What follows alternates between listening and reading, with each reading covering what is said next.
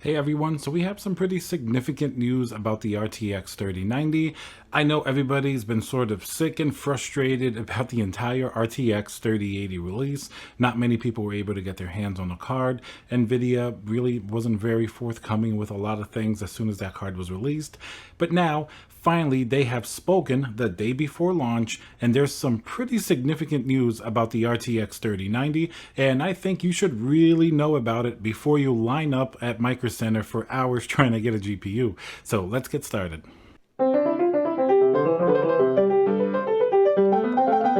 Hey guys, Tiago with Classical Technology here. Thank you for watching me once again. I appreciate all the new subscribers. Makes me happy when you subscribe. Thumbs up. Remember to check out my other videos on the channel. It's not just about the RTX 3080 or 3090. I've done a lot of really awesome water-cooled builds and a lot of hardware reviews.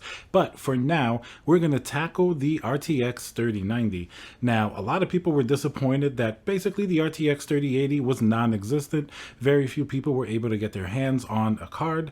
The entire launch was very frustrating with websites glitching out, people blaming bots, and people blaming Nvidia for not having enough stock. And I think Nvidia were really well aware of this going into the 3090 launch. So the day before the launch, they pretty much just kind of laid out what the reality of the RTX 3090 is going to be.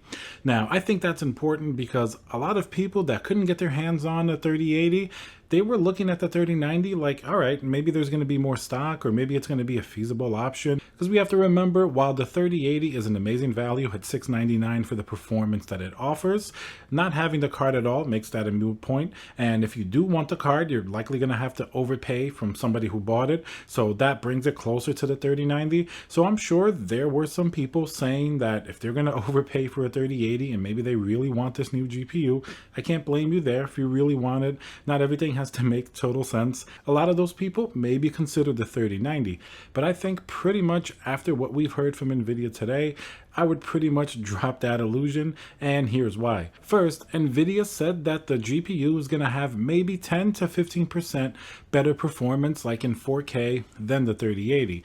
Now, one important point that we really have to address here, the 3090 really isn't the best gaming card in terms of the market that it's targeted at. Now, it has 24 gigabytes of VRAM, which is going to make it a lot better for content creation, 3D rendering, different apps, even film editing and things of that nature. Nvidia does brand it as an RTX card, so you're not wrong to think that it's a gaming card. Technically, of course it can game, but if you really analyze sort of what it's for, and you see some of Nvidia's language saying that it's Titan level performance, it really puts it in sort of a prosumer and a pro grade type of lineup. Now, that's important to say because a lot of people get hung up on the fact that the card is over twice the price of the 3080, but it really only has 10 to 15 better gaming performance. It's not meant purely as a gaming card, and it does have better performance because it's just a better GPU in general. It's meant for maybe applications that will take advantage of that 24 gigabytes of VRAM, things that will take more advantage of the extra CUDA cores. So it's really targeted at a completely different group of users. And in fact, this is something that Nvidia said themselves. It's targeted at a very niche group of users. And no, it's not just the guys that are going to be able to spend $1,500 to say they have the fastest GPUs. It's specifically targeted for the people that are going to take advantage of a GPU like this, generally in the work environment. So that's really something to make very clear here. I think Nvidia pretty much considers the 3080 the top of the line in terms of gaming, while technically the 3090, of course it does a little bit better in gaming, the 10 to 15% that we mentioned. That's really not its intended purpose. It has a whole different group of people that it's targeted at.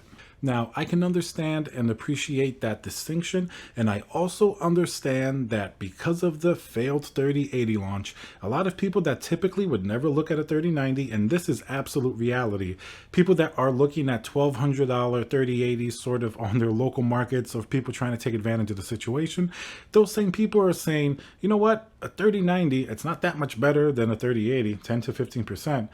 But it's better than paying $1,200 for a 3080. It's not that far price-wise. So those same people were sort of justifying that just because the 3080 ended up being an unreasonable proposition.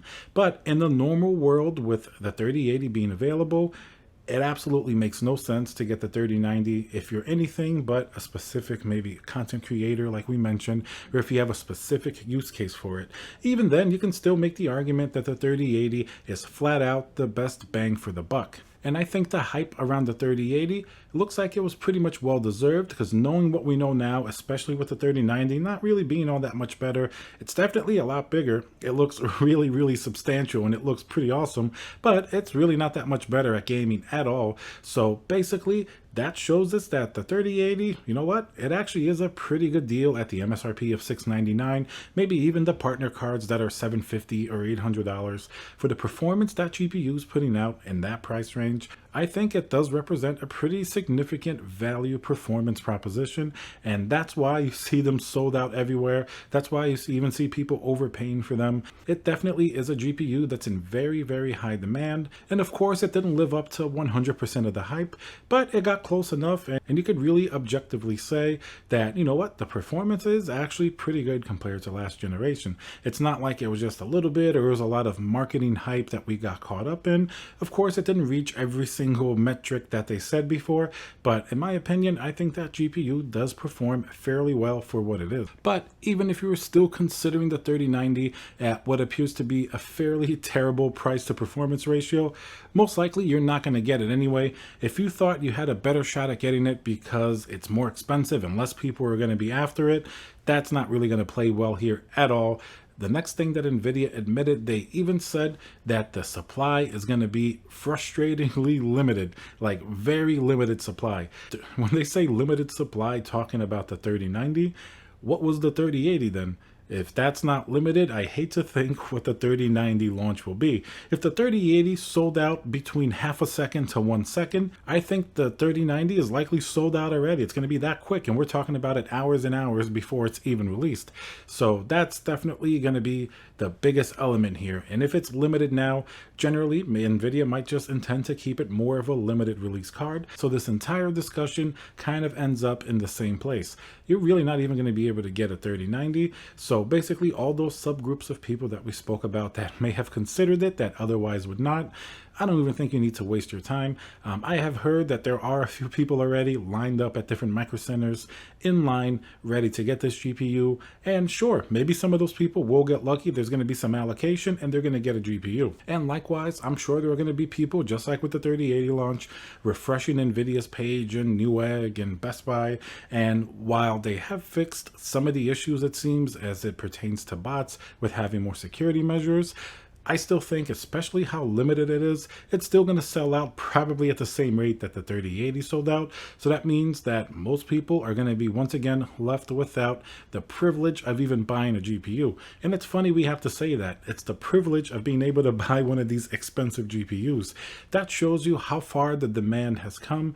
I know we've had a very weird 2020. So this is just one more thing on top of everything. Very weird amount of demand that it's pretty historic, especially for GPUs that are this expensive. So to summarize, I really do think that the 3090 is a no-go, especially if you're a gamer. I would just forget about it. It's not worth it at all. Just wait until the 3080 comes out in bigger stock volumes. You're going to have to anyway. I don't think you're going to get a 3090 for the most part.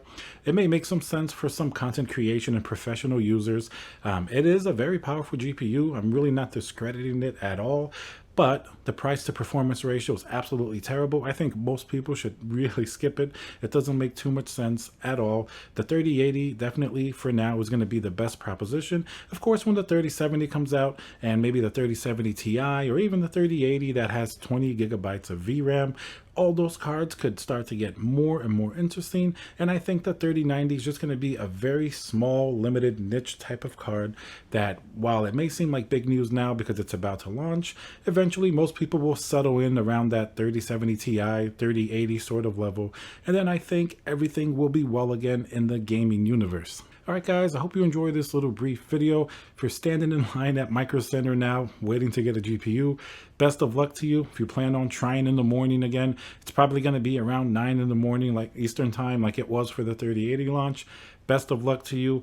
But once again, I really wouldn't bother too much with it. I think your best bet is just to wait out the stock of 3080, and that way you'll be happy with the price to performance that you're paying. Alright guys, thank you very much for watching. Remember to subscribe, smash that like button, and I'll see you guys on the next video.